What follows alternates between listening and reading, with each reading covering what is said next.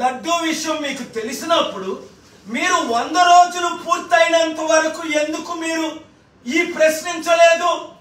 ఈరోజు నేను Pawan Kalyan press meet చూశాను, షాక్ అవుతున్నాను. ఎవరో ఏదో ఇచ్చిన స్క్రిప్ట్ చదవద్దు తమ్ముడు, నువ్వంటే నాకు గౌరవం, నేనంటే నీకు మహా గౌరవం, ఇప్పటికీ మర్చిపోలేను. మీ నాన్నగారు చనిపోయినప్పుడు ఇంటికి రమ్మంటే వచ్చా, ప్రేయర్లు చేశా. చిరంజీవి, అల్లు అరవింద్ 10 నిమిషాలు వెళ్ళిపోతే నువ్వు గంట కూర్చున్నావు.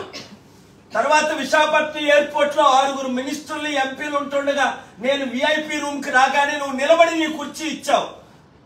అలాంటిది నువ్వు ఏం మాట్లాడుతున్నావు? ఈరోజు సనాతన ధర్మం గురించి నీకేం తెలుసు? జగద్గురు స్వామి శంకరాచార్య 100 కోట్ల హైందవుల అధిపతి 20 సంవత్సరాలు నా చారిటీ సిటీకి వచ్చిన ఆశీస్సులు తీసుకున్నారు. 5 ఆర్ఎస్ఎస్ చీఫ్ లీడర్స్ లో 4 ఆశీస్సులు తీసుకున్నారు. 7 religious leaders, Pope John Paul మొదలుకొని government leaders, 7 Hindu, Muslim, Christians అందరూ అన్న ఆశీస్సులు తీసుకున్నారు. ఈ రోజు నరేంద్ర మోదీ గారి యొక్క రైట్ హ్యాండ్ అయిన పరుషోత్తం రూపాలా గారు గుజరాతీ కోర్టుకి ఏ లెటర్ రాశారు? Doctor Paul is the peacemaker, is the uniter, is the global peace president. అలాంటి వారు మన దేశంలో పుట్టడం ఘనత. ఆయనకు నోబెల్ పీస్ ప్రైజ్ ఇవ్వాలి, భారతరత్న ఇవ్వాలని ఆయన లెటర్లు రాస్తుంటే నువ్వు ఈ రోజు హిందూ, ముస్లిం, క్రిస్టియన్ మధ్య గొడవలు ఎందుకు పెడతావు?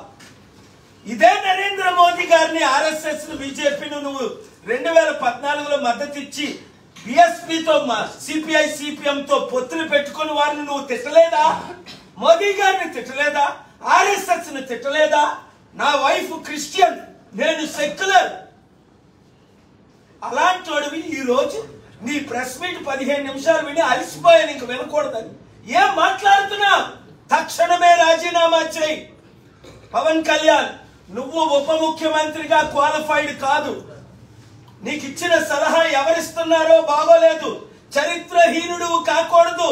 చరిత్రలో హీరోగా 200 దేశాల్లో 200 కోట్ల ప్రజలకు ఒక హీరోగా నిలబడ్డా. నువ్వే అన్నావు మీరే నా హీరో అని 2007లో ప్రెస్ మీట్ పెట్టి రాజశేఖర్ రెడ్డిని తిట్టావు నా పక్షంగా. I appreciate Pawan Kalyan, but don't go. ఈ రోజు గాంధీ గారి పేరు ఎందుకు చెప్పుకుంటున్నావు? అంబేద్కర్ గారి పేరు ఎందుకు చెప్తున్నావు? పుచ్చలపల్లె సుందరిని ఎందుకు స్మరిస్తున్నావు? ప్రకాశం పంతులు గారిని ఎందుకు పొగుడుతున్నావు? వారందరూ చరిత్రలో శాంతి దూతలు, శాంతి కామకులు. హిందూ, ముస్లిం, క్రిస్టియన్ మధ్య గొడవలు పెట్టొద్దు, రాష్ట్రాన్ని విభజించొద్దు. అందుకనే నేను ఈ రోజు ఇంకొక బిల్లు ప్రిపేర్ చేశాను. తిరుపతిని యూనియన్ టెరిటరీగా డిక్లేర్ చేయండి.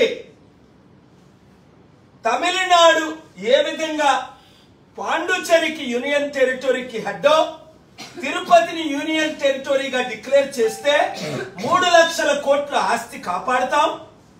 ఈ హిందూ, ముస్లిం, క్రిస్టియన్ గొడవలు లేకుండా ఉంటది. తిరుపతి దేవస్థానంలో అపవిత్రం అంటూ జరిగింది అంటే నేను దాన్ని తీవ్రంగా ఖండిస్తున్నాను.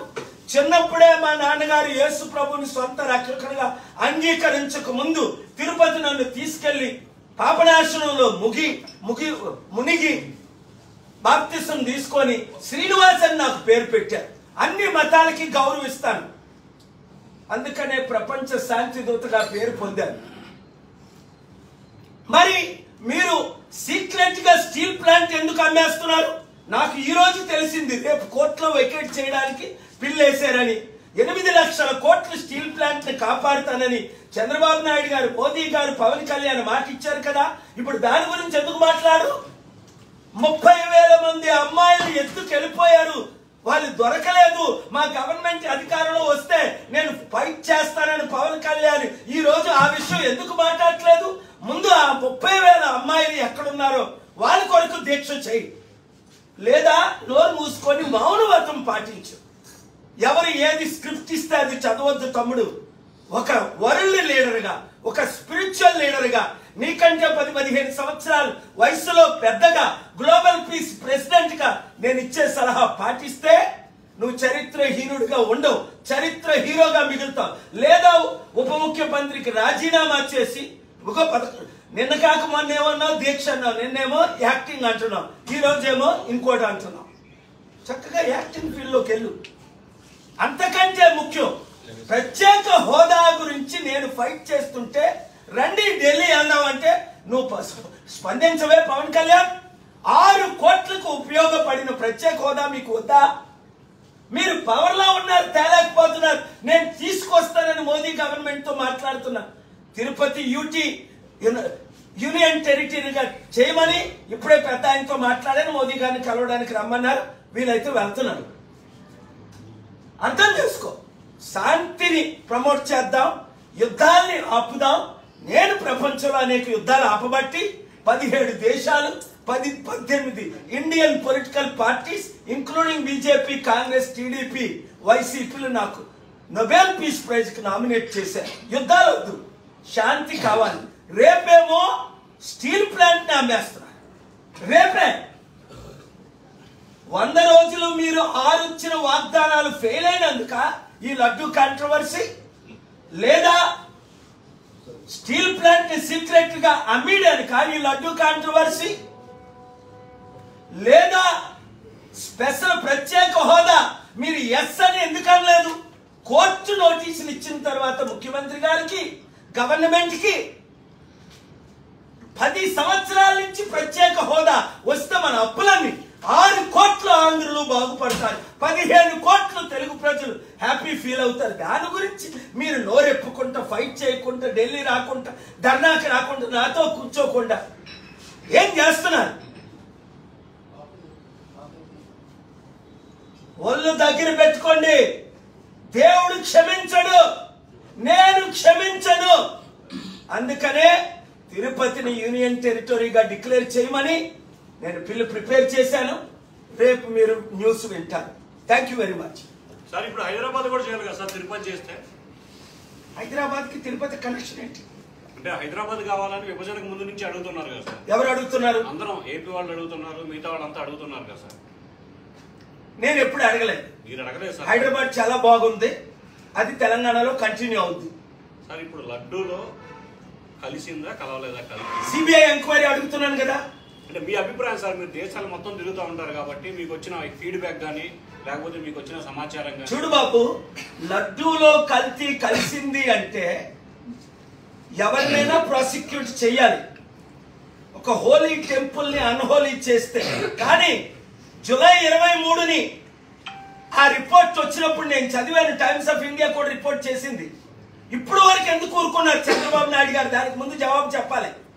అంటే 100 రోజులు మీరు ఫెయిల్ అయిపోయింది డిస్ట్రాక్ట్ చేయడానిక, స్టీల్ ప్లాంట్ ని సీక్రెట్ గా అమ్మడానిక, ప్రత్యేక హోదా కావాలని కోర్టులో ఫైల్ చేయి. కనీసం నేను ఫైట్ చేస్తున్నాను 6 కోట్ల ఆంధ్రుల తరపుని, 15 కోట్ల తెలుగు ప్రజల తరపుని. మీరు ఎందుకు కౌంటర్ ఫైల్ చేయలేదని అడుగుతున్నాడు చంద్రబాబుని, పవన్ కళ్యాణ్ని. మొన్న విశాఖపట్నంలో 38 మంది ప్రాణాలు పోతే ఎన్వైరన్మెంటల్ కంపెనీ నెగ్లిజెన్సీ వల్ల పవన్ కళ్యాణ్ ఎక్కడున్నాడు? వరదలు వచ్చి 10 లక్షల మంది విజయవాడ ప్రజలు మునిగిపోతుంటే పవన్ కళ్యాణ్ బయటకు వస్తే సెల్ఫీలు తీసుకోవాలంట. ఎవడు అడుగుతున్నాడు నీతో సెల్ఫీలు? నాతో కోర్టుకి రా. ఇవాళ కొన్ని 100 మంది సెల్ఫీలు తీసుకున్నారు. నాతో జడ్జిలు సెల్ఫీలు తీసుకుంటున్నారు, లాయర్లు సెల్ఫీలు తీసుకుంటున్నారు, ప్రెసిడెంట్లు సెల్ఫీలు తీసుకుంటున్నారు. అందుకని బయటికి వెళ్ళమా? ప్రజల కొరకు నేను ఉంటాను, అండగా ఉంటానన్న పవన్ కళ్యాణ్ ఎక్కడున్నాడు? సనాతనం గొడవలు ఎందుకు మనకి? హిందువులు హిందూ పని చేయని, ముస్లింలు ముస్లిం పని చేయని, క్రిస్టియన్స్ క్రిస్టియన్ పని చేయని, అందరం దేశంలో శాంతిగా ఉందాం.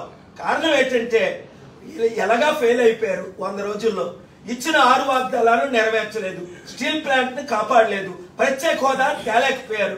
మోదీ గవర్నమెంట్ ఫెయిల్ అయిపోయింది. ఇక్కడ ఉన్నది మోదీ ఎన్డీఏ గవర్నమెంట్. ఇప్పుడు గొడవలు పెట్టాలా? అప్పుడు మోదీ ఎలాగైతే పాకిస్తాన్ మీద యుద్ధం అంటాడో ఎలక్షన్స్ ముందు, లేదా చైనా ఆక్యుపై అంటాడో, లేదా ప్రపంచంలో వెళ్ళి నేను లెక్చర్ ఇస్తాను అంటాడో శాంతి దూతలాగా, ఇక్కడ పవన్ కళ్యాణ్ వాడుకుంటున్నారు. ఎలాగ చంద్రబాబు నాయుడు ముసలి వెళ్ళిపోయాడు, బీజేపీ ఎలాగా 1% లేదు, ఒరే నువ్వు రెచ్చగొట్టు, వైసీపీలో ఉన్న ఎవడైనా యూజ్లెస్ ఫెలోస్ ఉంటే ఆలోచన ఈ పార్టీలో చేరుతారు, చేర్చుకో. ఆల్రెడీ ఒకడు అంటాడు పవన్ కళ్యాణ్ 2029లో ముఖ్యమంత్రి చేస్తాడట. ఎదవ, ఒక ఎదవ. ఇప్పుడు ఆల్రెడీ ఆయన ఉప ముఖ్యమంత్రి. ఇప్పుడు ఏం చేస్తాడో చెప్పు. ఇచ్చిన వాగ్దానాలు నెరవేర్చండి. 13 లక్షల కోట్ల అప్పులు తీర్చండి. 1 కోటి మందికి ఉద్యోగాలు ఇవ్వండి. ఇచ్చిన 6 వాగ్దానాలు నెరవేర్చండి. ఫ్రీ బస్ అన్నారు, ఫ్రీ బస్ ఇవ్వండి. ఇంటికి 15,000, 18,000, 20,000, 30,000 అన్నారు. ముందు అది ఇచ్చి చూపించండి. ఇప్పుడు దాకా మొదటి దానికి మొగుడు లేడు, కడదానికి కళ్యాణం అట. మళ్ళీ ఇప్పుడు ఉన్నది పవన్ కళ్యాణే గవర్నమెంట్, చంద్రబాబు నాయుడే. మళ్ళా 2029 అప్పటికి రాష్ట్రమే ఉండదు నేను కాపాడకపోతే, ప్రత్యేక హోదా తీసుకురాకపోతే, స్టీల్ ప్లాంట్ ను అడ్డుకోకపోతే. Be careful, mind your language. Dear Pavan Kalyan, I love you as a little brother. I blessed you. I laid hands and prayed for you at your home. But don't speak whatever you want to speak. Little English that you know. Please mind your language. Understand what you are speaking. Close your eyes for 11 days. Pray to unite Christian, Hindu, Muslims. Dividing is very easy. Uniting is very difficult. Twin towers were destroyed in the matter of minutes in the US. Worth billions of dollars. To build those twin towers, it took years. First, do what you promised to the people of Andhra Pradesh. When you fail to do, come, let us work together. I am here to help you. Thank you very much.